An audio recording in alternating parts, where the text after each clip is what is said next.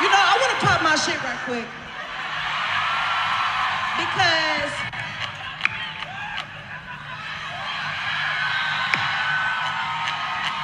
they was fake mad. They was fake mad that I was popping it for Kamala.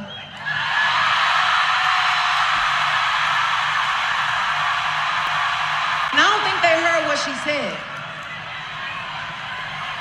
Kamala said she want a ceasefire.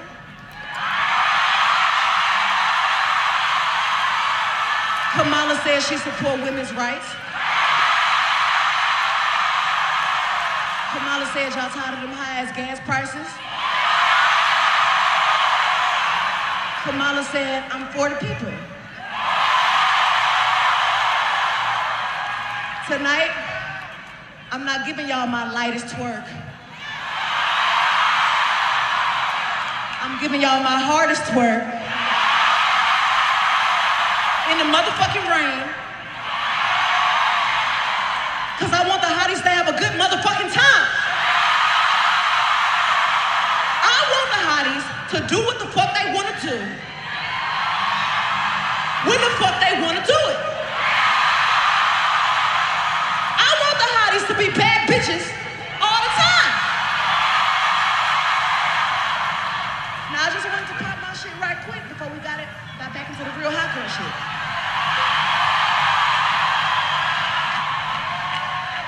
Hotties for Harris, goddammit. Now, anyway.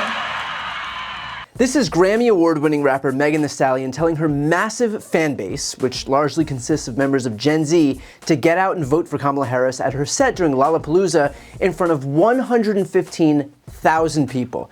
And whether you're a fan of her music or not, it is unequivocally true that this kind of an onstage endorsement is huge and is yet another sign that young voters are getting behind Harris in a big way.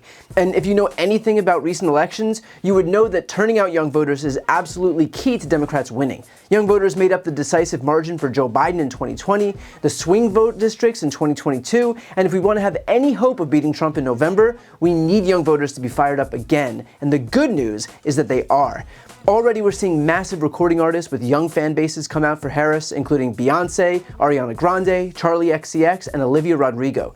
Granted, that's not to take anything away from the Republicans, who also enjoy the support of major celebrity names that really drive the conversation in pop culture, like Scott Baio and Kevin Sorbo and Kid Rock and Dennis Miller. And I think I'll leave the list there so as not to overwhelm you with star power. But it's not just celebrities flocking to Kamala. According to recent polling, Harris is experiencing a surge in support among young voters in key swing states. Polling in Arizona, Michigan, Wisconsin, and Pennsylvania shows Harris leading Trump by 24 points among young voters. And let's be clear, if Harris wins those states, she wins the presidency. We're also seeing this energy play out online, with Harris emerging as the star of all kinds of memes. Here are just a few of her campaign's recent viral TikToks. As my friend Quavo would say, he does not walk it like he talks it. Take my shoes and walk a mile, something that you can't do. Hey, big talks of the town, big boy gang moves, gang moves. Well, what we really need is a feminine phenomenon. A what? A feminine phenomenon. Hit it like one Papa Bomb. Get it hot like Papa John. Make a bitch go on and on. It's a feminine phenomenon. Well, Jimmy, if I do debate President Trump, I'm sure it'll be a competitive face-off where either one of us could end up on top. Really? No, I'd wipe the floor with him. Mr. Vice President, I'm speaking. I'm speaking. According to the Harris campaign, in July alone, their Gen Z donor base has increased by 10 times. And it's not just young people. Harris raised $310 million last month, which is more than double what the Trump campaign raised. That also just so happens to be the best grassroots fundraising month in political history. Over 170,000 volunteers have also signed up for the Harris campaign to volunteer with activities like phone banking and canvassing, which is where these elections are won. on the ground, face-to-face with voters. Which is why this right here is especially good news. In Nevada, Harris has 13 campaign offices, while Trump has just 1. In Pennsylvania, Harris has 36 offices, while Trump has just 3. In Georgia, Harris has 24 offices, while Trump didn't open his first one until June. Imagine if Trump had used just a fraction of that cash that he'd grifted from his supporters hawking sneakers and NFTs to actually open some field offices instead of keeping it for himself and his legal problems. But hey, gotta keep the God King happy, am I right? In fact, here's a further breakdown of what's being seen on the ground right now. Crazy. Hey, these numbers are crazy. Dan, you guys, just the sheer level of organization is incredibly strong. You're looking at, for example, in blue wall states alone, over 100,000 voters have signed up to attend events. Yep. In Sun Belt states like Georgia and North Carolina, you got tens of thousands of supporters signing up for events in the last 12 days. 63,000 signups in Georgia, nearly 40,000 in North Carolina. Give us a peek behind the curtain, because I think a lot of people, obviously the headlines were the big noise, the shifts, the tectonic shifts, as we were talking a little bit before, within the campaign, watching the debate, the flatlining of the president steps down, the vice president steps up, yet and still beneath that, the organization was building and continuing despite what was going on top side. That is very true, Michael, and I'll tell you that this incredible enthusiasm we're seeing, it's organic, right? There are hundreds of thousands of folks coming to us, signing up for this campaign. 170,000 signed up to the campaign in the first week since the president endorsed the vice president, and it was 360,000 by the end of that weekend. But in that weekend, last weekend, we had already planned a weekend of action with 2,300 events in battleground states, 1,400 staff, more than 260 offices. We've been planning and expecting a close race across the 7 states Simone mentioned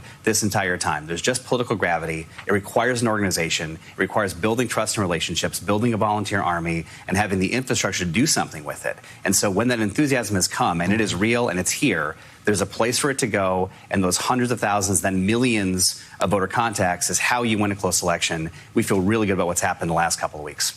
And here's one of the most promising parts, that 2/3 of the campaign's donors last month were first-time donors. That means a supermajority of donors to the campaign last month are people who'd never donated to Biden or Harris before, who were completely divorced from politics, whose participation was completely uncertain heading into November, but who are now getting involved. This is what building a grassroots army looks like. And it may indicate that the polling that we're seeing of Harris's surge isn't even capturing all of it, considering how much enthusiasm we're seeing from those who haven't been at all interested in politics. We don't even know the extent to which pro-Kamala Harris TikToks and endorsements from celebrities and all of this pop culture stuff is actually going to impact her, but judging from the signals that we're seeing already, it's very clearly extensive. This is exactly the kind of energy that we saw back in 2008 when Barack Obama's campaign became a cultural phenomenon that transcended politics. It was exciting, it was forward-looking, it was optimistic, it wasn't only about beating the other side, it was about what America could be. And to that point, here's what it looked like when Barack Obama himself endorsed Kamala Harris. Kamala! Hello. Hi. Hey there! Oh, hi, you're both together. Oh, it's good to hear you both. I can't have this phone call without saying to my girl Kamala, I am proud of you. This is going to be historic.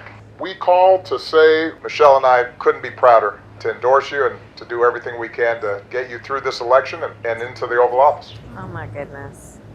Michelle, Barack, this means so much to me. I am looking forward to doing this with the two of you, Doug and I both, and getting out there, being on the road. But most of all, I just want to tell you the words you have spoken and the friendship that you have given over all these years mean more than I can express. So thank you both. It means so much. And we're going to have some fun with this too, aren't we? And this is why Donald Trump is so scared right now. Yes, the majority of Americans don't like Trump and have never liked him for as long as he's been running for president, but here's the thing. The job of the Harris campaign isn't just to remind people how bad Trump is. It is also to build something that can unite the broad swath of anti-Trump voters into one united coalition. Democrats, independents, and pro-democracy Republicans.